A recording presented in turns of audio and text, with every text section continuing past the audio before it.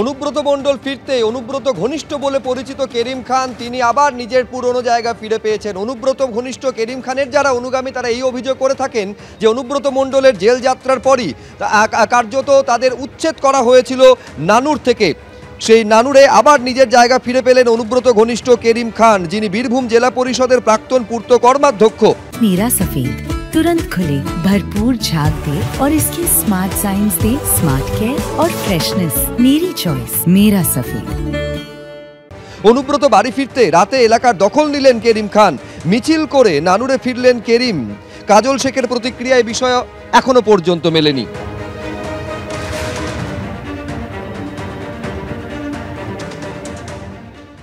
Meeting মিছিল অনুব্রত মণ্ডল ঘনিষ্ঠ যারা ছিল অবশ্যই তারা মিটিং মিছিল করতে শুরু করবে, কারণ তারা প্রথম থেকে দলটা করে আসছে। কিছু কিছু উচ্ছৃঙ্খল মানুষ রয়েছে, সেই উচ্ছৃঙ্খলতা দল বরদাস্ত করবে না, কারণ মানুষকে পরিষেবা বা মানুষ যাতে বিপাকে না পড়ে সেটা দলকে দেখতে হয় এবং দল সেটা দেখবে, সেভাবেই দেখে চলবে। অতএব অনুব্রত মণ্ডল যখন ফিরে এসে তখন পুরনো ছন্দে এসে যেভাবে দল চলছিল আগে, মানুষের কাছে গ্রহণযোগ্যতা ছিল মানুষটার, সেটা থাকবে এবং সেই পুরনো মানুষগুলোকে আবার দেখা যাবে অবশ্যই। একটা জিনিস যেটা হচ্ছে যে আপনাকেও দীর্ঘদিন আপনার তৈরি বাসপাড়া যে পার্টি আছে সেখানেও দেখা যায়নি, এবার কি সেখানে দেখা যাবে? অবশ্যই দেখা যাবে। আমরা বিভিন্ন কাজে ব্যস্ত ছিলাম, তারপরে অনেক জায়গায় আমাদের কাজ ছিল, কাজের ফলে আমরা পার্টি অফিস যেতাম না, অবশ্যই পার্টি অফিস যাবো। জ্যেষ্ঠদাকে আমরা 2 বছর থেকে 2.5 বছর পর্যন্ত দেখতে পাই নাই।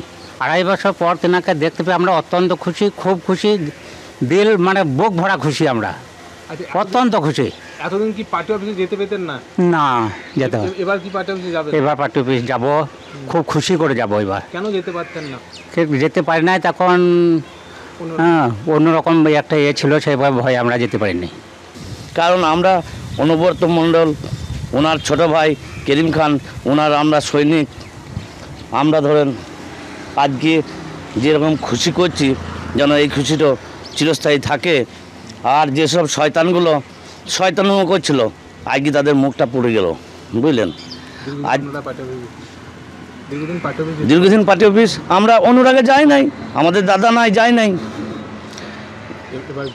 এবার তো 100%-এর মধ্যে 100%ই তো যাবো, আমাদের পার্টি অফিস আমরা যাব না। অনুব্রত মণ্ডল জেলায় ফিরতে নিরাপত্তার আরও কড়াকড়ি। পুরনো সিসি ক্যামেরা সরিয়ে আরও বেশি পরিমাণে নতুন সিসি ক্যামেরা বসানো হলো।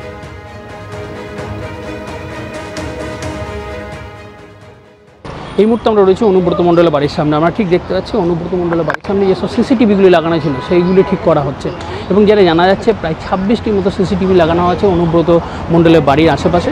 এবং যেটা প্রশাসন সূত্রে জানা যাচ্ছে অনুব্রতকে ওয়াই ক্যাটাগরি সিকিউরিটি দেওয়া হয়েছে, এবং তার জন্য এই সিসিটিভিগুলি ঠিক করা হচ্ছে। যেসব সিসিটিভিগুলি ঠিক হবে না সেগুলি নতুন সিসিটিভি লাগানো হচ্ছে। এবং যেটা এই মুহূর্তে আমরা দেখতে পাচ্ছি যে একাধিক সিসিটিভি সেগুলো ঠিক করার কাজ চলছে বা পরিবর্তন করা হচ্ছে।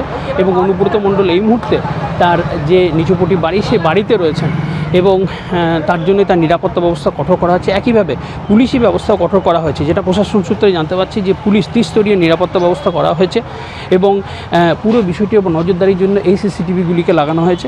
এবং যে অনুব্রতর পুরো বাড়িতে 26টি মতো সিসিটিভি লাগানো আছে, কিন্তু এর মধ্যে অধিকাংশ সিসিটিভি খারাপ হয়েছে, যেহেতু গত 2 বছর ব্যবহার হয়নি সিসিটিভিগুলি। এবং একইভাবে নতুন করে প্রায় 10টির মতো সিসিটিভি লাগানো হচ্ছে তার বাড়ির আশেপাশে, এবং তারই কাজ চলছে। আজ বিকাল থেকে সেই সিসিটিভি নতুন করে লাগানোর কাজ চালু হয়েছে। এবং একটা জিনিস খুব পরিষ্কার যে অনুব্রত মণ্ডল যত দিন এখানে থাকবেন, অর্থাৎ বোলপুরে রয়েছেন, তার নিরাপত্তা ব্যবস্থা কঠোর করা হচ্ছে।